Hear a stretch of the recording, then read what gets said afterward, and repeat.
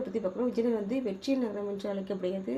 Harihara Booker வந்து 2 சகோதரர்கள் கர்நாடகத்தில் தென்பகுதியில் விஜயநகரத்தில் வந்து நிறுவனாங்க. இவங்க வந்து துக்ளக் அரசர்களிடம் பணிபுரிந்து வந்தவங்க.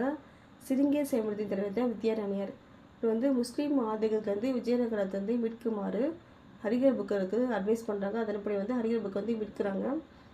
இந்த ஆன்மீக குருவான வித்யாரண்யர் அவருக்கு மதிப்பளிக்கும் விதமாக தான் இந்த விஜயநகரம் வந்து குறிப்பிட்ட காலம் வரை வந்து வித்யாநகர் என்று அழைக்கிறாங்க. அதுக்கப்புறம் வந்து விஜயநகர் என்று அழைக்கிறாங்க. இந்த விஜயநகரம் வந்து சங்கமா, சாளுவ, துளுவ, ஆரவீடு இந்த 4 வம்ச அரச மரபுகளால் ஆளப்படுகிறது.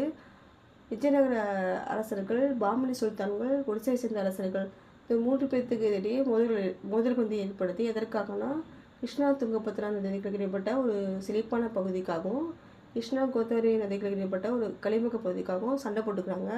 இந்த சண்டையில் வந்து பார்த்திங்கன்னா சங்க வம்சத்தை சார்ந்த ஹரிஹர புக்கரை வந்து வின் பண்ணுறாங்க. வின் பண்ணி ஒரு வலுவான பேரரசாக விஜயநகரத்தை வந்து